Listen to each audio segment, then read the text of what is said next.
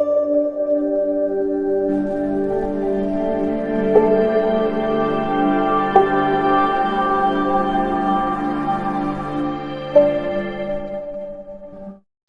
Guys, welcome to my channel मेरी math class. आज बात करें भाई हमारे पास जो फॉर्म्स ऑफ बिजनेस ऑर्गेनाइजेशन इसका सेकंड पार्ट के बारे में बात करें। इससे जो जस्ट मैंने जो पिछली वीडियो अपलोड करी थी वो हमारे पास का फर्स्ट पार्ट था। अब देखते हैं इसका सेकंड पार्ट है उसके बारे में।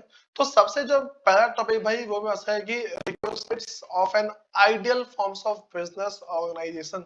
ठीक है भाई, एक जो बिजनेस है वो कैसा होना चाहिए। ठीक है, नॉर्मली बोलते हैं कि ना एक बिजनेस कैसा होना चाहिए। ठीक है, जो बताइए कि आइडियल बिजनेस कैसा होना चाहिए उसके बाद बात करते हैं। भाई सबसे जो पहले बात है ईज फॉर्मेशन, मतलब इजी फॉर्मेशन है सबसे पहली बात। वही उसको बनाने में, मतलब उसको स्टार्ट करने में, ठीक है, एक सिंपल होना चाहिए। ठीक है, does not involve high cost complex realities और डिले।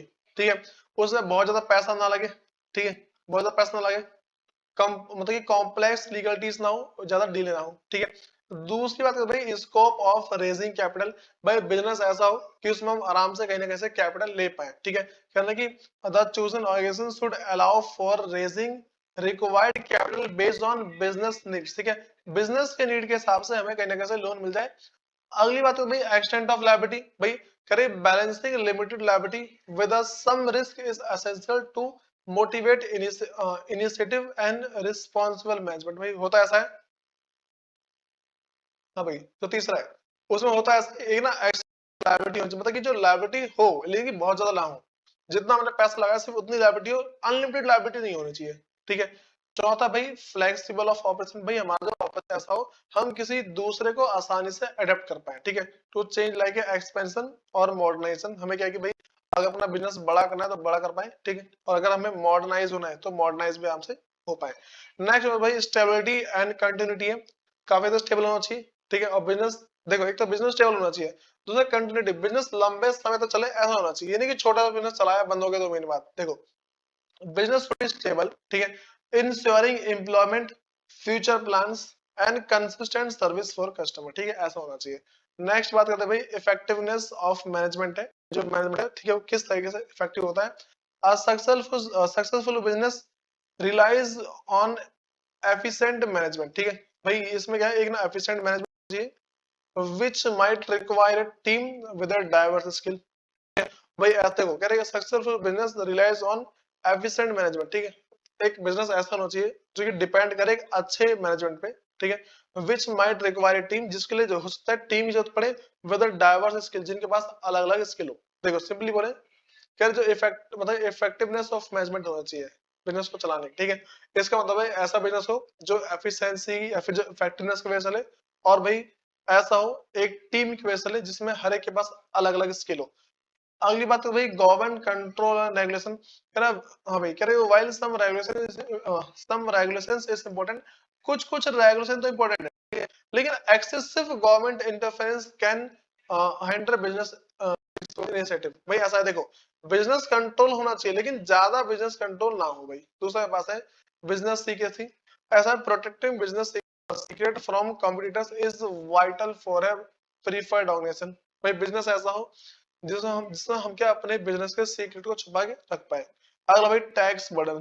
ठीक है, तो business tax affect various form.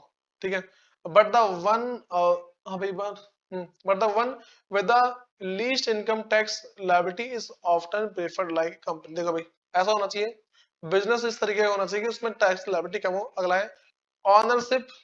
ठीक है, ऑनरशिप प्रोपिगेटिव। ठीक है, मतलब कि डिफरेंट इंडिविजुअल में have a different desire regarding control, मतलब जो अलग अलग जो लोग हैं ठीक है उनके लिए अलग अलग कंट्रोल होना चाहिए। ठीक, अब देखो भाई ऐसे हमारे पास ना ये है कि ना अलग अलग टाइप के बिजनेस है, हमें इन सब के बारे में पढ़ना है। ठीक, और इसमें डिफरेंस इन सब में से किसी दो में या तीन में डिफरेंस आने के चांस है, वो तुम्हारा 6 से 8 मार्क्स तक का गारंटेड आता ही आता है।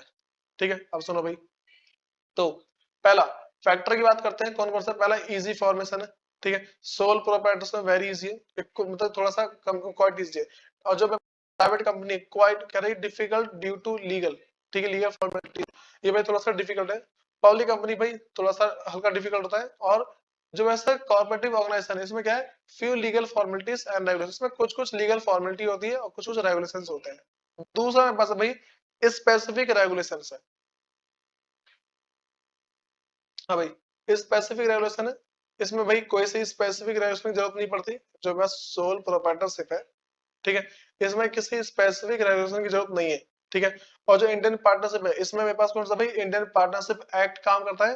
और जो अगले पास होगा कंपनीज एक्ट 1956, इसमें कंपनीज एक्ट 1956 में भी है, ठीक है। और इसमें भाई कोऑपरेटिव सोसाइटी 19 मतलब कि 1912 है, ठीक है। अब सुनो, मेंबरशिप की बात करते हैं, इसमें होता है, इसमें कम से कम 2 होना चाहिए, ठीक है। लेकिन अगर जो नॉन बैंकिंग कंपनी है, नॉन बैंकिंग मतलब बैंकिंग कंपनी ना हो 10, लेकिन अगर मैं ऐसा बोल दूं भाई हाँ भाई 70 किसमें, अगर कोई सा दूसरा है उसमें 70 तक चलते हैं। अगला जो प्राइवेट लिमिटेड है उसमें मिनिमम 2 मैक्सिमम 50, ठीक है। जो पब्लिक है, ठीक है, मिनिमम 7 और मैक्सिमम को लिमिट नहीं है। और इसकी बात करें भाई मिनिमम 10, मैक्सिमम को लिमिट नहीं होती। अगर देखो सोल प्रोप्राइटर में कैपिटल की बात करें, लिमिटेड कैपिटल होता है, मतलब जो कैपिटल है इसमें लिमिटेड लायबिलिटी है, ठीक है। तो इसमें बहुत ही ना वेरी लिमिटेड है, ठीक है। एक तरीके से बोले जो सोल प्रोप्राइटरशिप का बिजनेस है, इसमें बहुत ही कम कैपिटल की जरूरत पड़ती है। दूसरे पास भाई पार्टनरशिप में लिमिटेड कैपिटल, इसमें लार्जर कैपिटल रिसोर्सेज, भाई प्राइवेट कंपनी है, बहुत सारे पैसे की जरूरत पड़ती है। दूसरा भाई any amount of capital can be raise, ठीक है। नॉर्मली बोले इसमें भाई कितना भी पैसा पब्लिक से ले सकते हैं। अगला है नो सब्सटेंशियल रिसोर्सेज, ठीक है, इसमें कोई रिसोर्सेज नहीं कि भाई यहाँ से पैसे ले लो वहां से पैसे ले लो, ऐसा नहीं होगा, ठीक। और भाई जो बाकी इसके हैं पॉइंट, ठीक है, इसको कवर कर लेते हैं, ठीक है। देख लो इसको, हल्का पढ़ लेना, बाकी सारा तुम्हारा हो जाएगा। भाई जिसको भी इसकी जो ये जो पीडीएफ है ना इसकी चाहिए, ठीक है, या फिर तुम स्क्रीनशॉट ले सकते हो भाई, कोई दिक्कत नहीं, जिसको भी डाउनलोड करना है डाउनलोड कर सकता है, ठीक। डिस्क्रिप्शन में इसकी लिंक है, ठीक, और इसको आराम से कर पाओगे वहां से।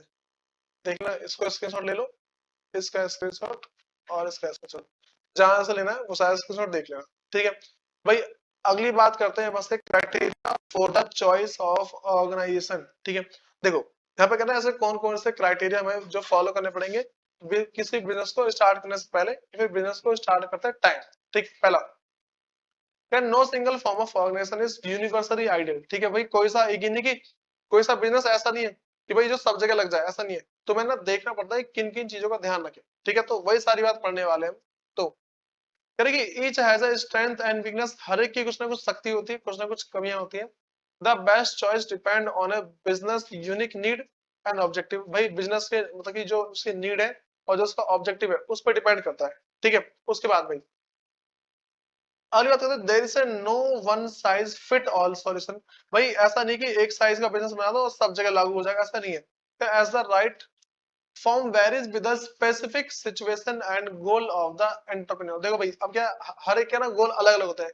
किसी गोल भाई बहुत सारा पैसा कमाना है, कम सामान बनाना है, बहुत पैसा कमाना है, किसी किसी गोल भाई ज्यादा सामान बनाना है, कम पैसा कमाना है, इस तरीके से, ठीक है।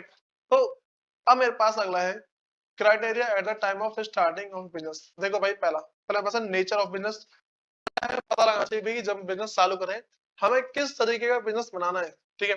The type of business greatly influence the choice of organisation, ठीक है। Different business have a distinct, अलग बिजनेस की अलग जरूरत होती है। फॉर इंस्टेंस मान लो लार्ज सीमेंट फैक्ट्री है, ठीक है, and small cement shop require different organisational structure. देखो अगर मेरे पास बड़ी सीमेंट की फैक्ट्री चाहिए उसके लिए अलग चाहिए होगा, छोटी सी सीमेंट की शॉप उसके लिए अलग चाहिए होगा। अगली बात है भाई वॉल्यूम ऑफ बिजनेस के बारे में बात करते हैं, बिजनेस का वॉल्यूम क्या होना चाहिए, कितना ज्यादा फैला होना चाहिए, ठीक है। The expected business volume impact the choice, ठीक है, जो भाई एक जो एक्सपेक्टेड बिजनेस है, ठीक है, उसका वॉल्यूम वो हमारे चॉइस को जो तक ना एक तरीके से हमारी चॉइस को इम्पैक्ट करता है, ठीक है। Small business with a limited capital and limited risk might opt for sole proprietor, अगर हम चाहते हैं, ठीक है, कि भाई मेरे पास क्या है कि देखो इस छोटा, ठीक है, विद लिमिटेड कैपिटल और रिस्क भी उसका कम हो, ठीक है, उसके लिए बोलेंगे सोल प्रोप्राइटरशिप खोलो। While large business with more capital, अगर मैं चाहता हूँ कि भाई ज्यादा बड़ा बिजनेस हो, ज्यादा कैपिटल हो, ठीक है, और रिस्क भी ज्यादा हो, ठीक है, and better suited for partnership, ठीक है, इसके लिए ये पार्टनरशिप के लिए बेटर है।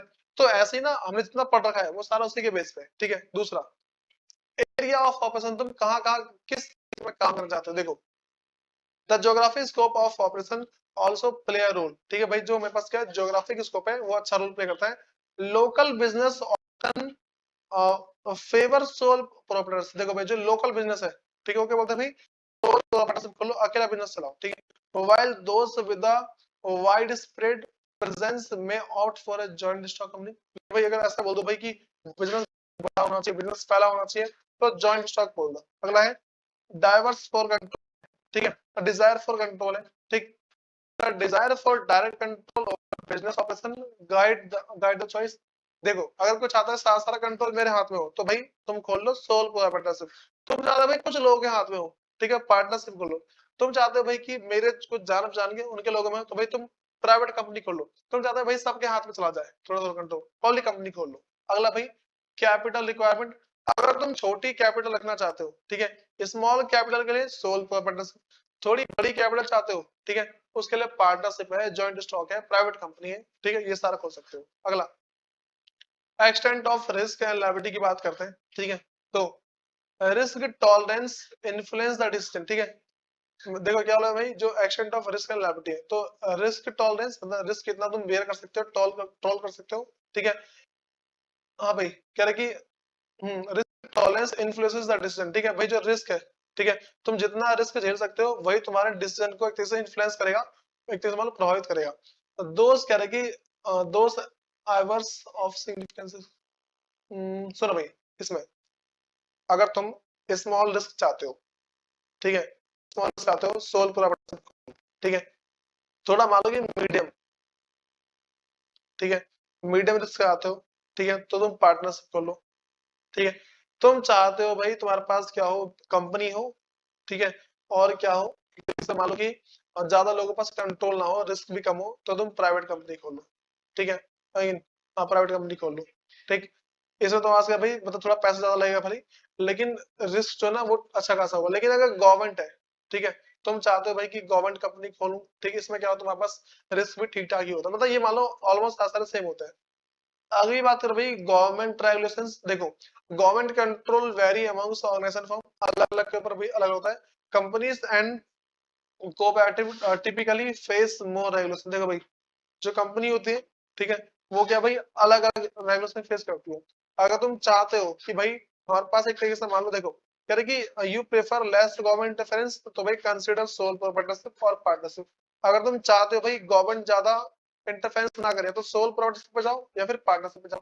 तुम चाहते हो चलो कोई नहीं भाई गवर्नमेंट इंटरफेरेंस कर ले, तो तुम्हें जो करना है भाई वो करो, ठीक है। भाई criteria at the time of expansion, अब अगली जो नेक्स्ट बात है पास अभी, अगर क्राइटेरिया है at the time of expansion, अगर तुम बिजनेस को बढ़ाना चाहते हो तो किन किन चीजों को ध्यान रखना होता है। Need for a large financial resources, सबसे जो पहली चीज क्या भाई, ज्यादा फाइनेंशियल रिसोर्स जरूरत पड़ेगी। दूसरा need for internal internal internal reorganisation and control, देखो भाई। और अगला क्या है कि जो भी इंटरनल है, ठीक है, जो भी तुम्हारा जो ऑर्गेनाइजेशन के अंदर जितने भी इंटरनल चीज है उन सब पे कंट्रोल होना चाहिए, ठीक। Need for a specialised service and communication, accounting and marketing. देखो मैं क्या बोल रहा हूँ, अगर तुम अपने स्मॉल बिजनेस को अगर तुम लार्ज करना चाहते हो तो क्या क्या करना पड़ेगा भाई, इन सारी बातों का ध्यान रखना पड़ेगा, जितनी बातें बता रहा हूँ। अगला increase in governmental control and regulation, भाई अगला क्या होगा, गवर्नमेंट के कंट्रोल और रेगुलेशन वगैरह ज्यादा बढ़ जाएंगे। अगला है इंक्रीज इन टैक्स लायबिलिटी, तुम जितना बड़ा बिजनेस करोगे तो टैक्स की लायबिलिटी उतनी ज्यादा बड़ी हो जाएगी। अगला है increasing the problem of control and coordination, देखो भाई कंट्रोल करने में और कोऑर्डिनेशन करने में तो तुम्हें काफी दिक्कत आएगी। जब तुम छोटा बिजनेस है तुम इसे आराम से संभाल ले रहे हो, जैसे छोटे बिजनेस को तुम बड़ा करोगे, ठीक है, तो काफी दिक्कत आएगी इसको संभालने में। भाई अगला पास है choice of forms of organisation, कौन कौन से हमारे पास चॉइस है कि भाई तुम सबको चूज कर सकते हो। ये सारे पढ़ा चुका हूँ। सोल प्रोप्राइटरशिप क्या होता है, इसमें अकेला मालिक होता है, अनलिमिटेड लायबिलिटी होती है। पार्टनरशिप है, ठीक है, इसमें क्या दो या दो से ज्यादा मालिक होते हैं, ठीक है, इसमें भी अनलिमिटेड लायबिलिटी है। प्राइवेट लिमिटेड कंपनी है, ठीक है, इसमें जो तुम्हारे पास है अभी नॉर्मल, देखो मीडियम स्केल बिजनेस, ठीक है, लाइक ट्रांसपोर्ट फाइनेंस, ठीक है, prefer for this moderate risk, ठीक है, इसमें क्या होता है रिस्क जो है ना कम ज्यादा हो सकता है, ठीक। इसमें ज्यादा कैपिटल जरूरत पड़ती है पार्टनरशिप से, ठीक है, मतलब कि इसमें पार्टनरशिप से ज्यादा कैपिटल की जरूरत पड़ती है। अगला भाई पास क्या पब्लिक कंपनी है, अगला है कोऑपरेटिव सोसाइटी, जो कोऑपरेटिव ऑर्गेनाइजेशन है, ठीक। इसमें क्या आइडल फॉर प्रमोटिंग स्पेसिफिक, मतलब कि सोशल इंटरेस्ट है, ठीक है, ये थोड़ा अलग होगा, ठीक है, सोशल इंटरेस्ट है, ठीक है, social interest like consumer and farmers, ठीक है। इसमें क्या होता है भाई, इसमें जैसे अमूल, वो मान लो अमूल दूध, ठीक है, ये जो अमूल दूध है भाई क्या है, बहुत सारे गाँव के फार्मर है, अलग अलग गाँव के फार्मर है, ठीक, इन सबकी सोसाइटी बनी हुई है, ठीक है। ये सारे क्या करते हैं, एक जगह जाके दूध दे आते हैं, एक जगह जाके दूध बेचते हैं, ठीक है, जितने भी है। और फिर क्या होता है भाई, एक क्या है, ये तुम्हारा बिजनेस, इसे क्या बोलते हैं, कोऑपरेटिव ऑर्गेनाइजेशन। देखो भाई, उसके बाद ना अब कुछ बात जो तुम्हें ध्यान रखे चलनी है वो सुनो। जैसे इसके 2 चैप्टर हो गए, ठीक है।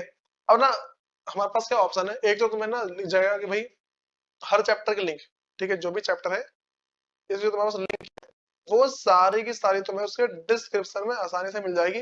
दूसरी बात जो हमारे पास है भाई, वो बात हमारे पास ये है कि लिंक जो तुम्हारे पास है, एक तो होता है कि तुम ना नॉर्मल वे में यहाँ से स्क्रीनशॉट ले कर लो, दूसरा लिंक से डाउनलोड करो। सबसे इंपॉर्टेंट बात ये है, इन सारी थ्योरी तुम्हें सिर्फ समझना है जब पूरा सिलेबस है, ठीक है, जब कंप्लीट करवा दूंगा फिर तुम्हें जो मोस्ट इंपोर्टेंट क्वेश्चन है वो सारे के सारे मैं तुम्हें दूंगा। उसमें से ज्यादा चांस होता है कि तुम्हारा 50% उसी में से आ जाए, ठीक है। क्यों भाई, ऐसा इसलिए होता है क्योंकि ना अच्छे से स्टडी की गई होती है, ठीक है। तुम इस वीडियो जब भी देख रहे हो पूरे लाइफ टाइम काम है, वैसे भी हर साल ना एक ना नई नई वीडियो ऐड होती रहेगी। इस जो ये जो प्लेलिस्ट है ना, इसमें क्या होगा, हर साल नई नई वीडियो आती रहेगी आती रहेगी आती रहेगी, ठीक। और उसके नीचे क्या होगा, एक नई वीडियो ऐड होगी, उसमें हर साल के जो इंपॉर्टेंट क्वेश्चन है जो आने के चांस है वो ऐड होते रहेंगे, ठीक। फिर मिलते हैं इसकी नेक्स्ट वीडियो के अंदर भाई, धन्यवाद।